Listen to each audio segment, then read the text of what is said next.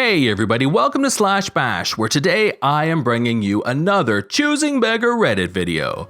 I'm really trying to reach my goal of 10,000 subscribers, so if you can help me out in any way, I'd really appreciate it. Also, Slash Bash now has channel memberships, so check out the join button to find out more. In our first story, a Choosing Beggar couple move in with friends. Why do they need to get a job or treat anyone with respect? That sounds like a lot to ask. Let's jump right in. Here's the backstory. My best friend through high school and I both enlisted in the military. I went Guard, he went Army Reserves. We talked in our senior year about a town a few hours away that had multiple gold mines and an amazing economy. We talked about renting a spot out there and going to work at the mines to save up some cash and get a good start. This was just idealism, and we had no intent to actually follow through. A few years go by, I married my high school sweetheart, and he married some girl I don't remember how they met. I worked my way up through restaurants while in the Guard, and my district manager offered me a raise, moving expenses, and a promotion within the year if I moved to the gold mining town to open a new restaurant. I jumped on the chance as the pay, 40 grand salary with a promotion to 65 grand within the year, and 3 grand for moving was great at 20 years old. This is where the crazy starts. I told my friend, we will call him Jay for jerk, that I was getting moved to that town and that my wife and I planned to buy a home there and settle down. He never really got his crap together by this point. His dad died while he was at basic training and he stayed with me for a good bit. My wife and I felt bad for him and said he could stay with me for a bit while my wife finished college and he could try to make a living there. He got excited thinking it would be his big chance and was so grateful. For a time. We got to Elko, and for the first 4 to 5 months, he, his wife, and I stayed in a long-term hotel, while I waited for my wife to finish the semester and then to pick a home and finish escrow and all that. This drained my pocket, along with buying food for the 3 of us, but Jay would contribute some money from his 2 days a month of duty with the reserves, and that helped a bit.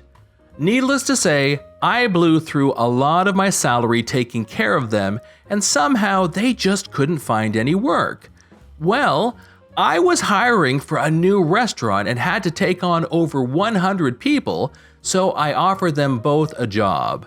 They started eagerly, but very quickly realized that being a waiter is more than just writing orders and goofing off. They immediately became a huge issue and would often boast that they were my friends and that they were the best at their job and deserved whatever things they thought themselves entitled to. Their first write-up came within maybe 2 weeks at most. They seemed incapable of doing the most basic things and weren't putting the thought or time into figuring out their job, despite me trying to train them and coach them. They made me look terrible. I ended up having to fire them a month and a half or so in because they refused to do side work and somehow showed that this restaurant, rhymes with pennies, was too hard for them to handle working for. I left that job to work at one of the gold mines. My work history and work ethic had secured me a highly paid and amazing position. At gold mines like this, you get hired as a position, but unless you're an engineer or management, you start off just doing menial labor. Think non-stop shoveling tons of ore for a 12-hour shift. Made military seem like freaking cake. They do this to prove your work ethic. I have a great work ethic, so I made it onto a crew in 3 days. Only one person made it before me. We had our home by now and moved in maybe 2 months earlier. Jay was still living with us but had still never found a job. My wife was now with us as well, and he absolutely made her life hell. She and I are Mormon and don't drink or want to go watch the movies they're into, so they got the idea in their head that my wife was public enemy number 1.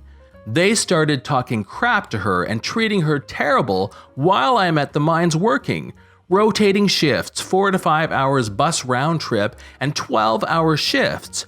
It got to the point that she stopped leaving the room unless it was to make dinner for when I got home.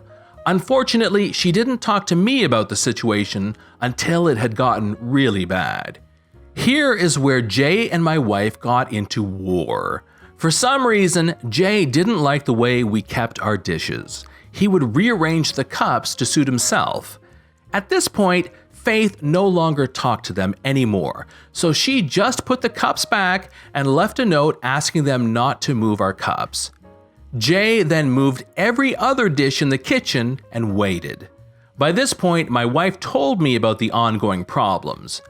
After a long shift where I pulled 2 hours of overtime on top of my regular shift, plus the commute, so I'm like 21 hours into a hellish day, I walk into the kitchen to see Jay's malicious compliance and just, nope. He's been living with us rent-free, eating our food, playing Xbox all day on our TV, and taking up the entire living room. I call him into the kitchen. When he sees me standing there in the kitchen, he gets this stupid, self-satisfied grin on his face. Cue a huge fight. I ask why the hell he moved everything in my home just to spite my wife. Why the hell couldn't he be grateful to us for the nearly a year of free housing? I rent this house for $1,500 a month now, for the jobs I got them that they threw away, and why they didn't go to any of the job fairs, which was how I got my job. It should be said that by this point, I had also been in a major car wreck. Despite the fact that my injuries qualified me for disability, I pushed my body to the limits to keep my job and stay in the National Guard. He started screaming, "You asked me to come down here. I did all of this as a favor to you. You have no idea what she's like when you're not here." I replied, "True. But sadly, I know exactly what you're like when I'm not here. This is her house. You're just a guest." He then picked up the footrest thing from my nice recliner and chucked it across the room in a tantrum. I tell him it's done. He needs to get the flip out now. I won't tolerate him breaking my crap and getting violent. He screamed that he'll leave, but you better help me get my stuff out tonight or I'm not leaving, smugly. I tell him that no, I'm injured and I don't owe you a damn thing. Jay yells back, "You're so witch-made, acting like you're all hurt and crap, freaking female anatomy part." I shoot back, "At least I can provide for my family. Your wife's pregnant and she's gonna be living in a box if you're the provider. But then again, I don't know if you could even hold that down either." At that point, he started getting up in my face. I told him he could stop threatening me right now and leave, or I'd grab my gun and ensure that his threats stop. He left and called over 2 people he knew that lived nearby. For some reason, they liked him and his wife. Well, they didn't have to live with them. The man in that couple loudly threatened me while grabbing Jay's crap, but I just sat outside my room, my wife was inside it, with my gun holstered on my hip and let them get their meager belongings and leave. They stole some of our stuff when they left, but it was worth it to get them out. I never once missed having that douchebag around. This all helped me to see the warning signs in others and to choose my friends better. Afterwards, we let one of my co-workers take the extra room they vacated when he lost his home. By God, he was so much better than my best friend, who I'd known for most of my life, who I helped through losing multiple family members, and who I tried to give a shot to get ahead in life. My coworker turned out to be a great friend for years. My wife and I are still going strong 7 years later.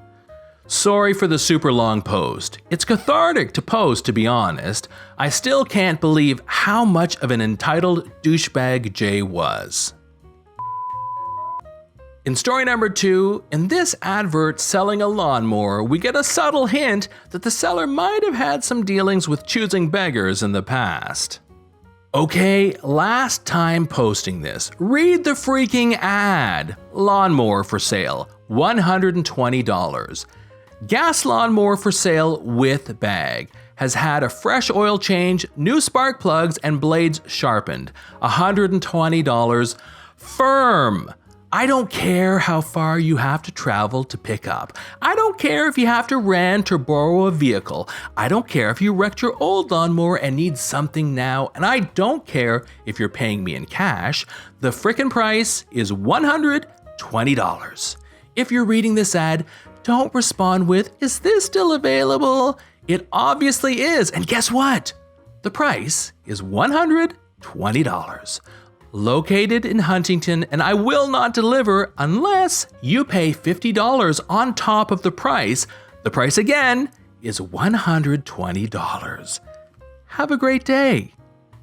This is John from Slash Bash. Thanks for watching. If you've enjoyed the video and want to see more of them, then please hit that subscribe button. We'd love for you to drop a like, share it with your friends, and we will see you in the next one.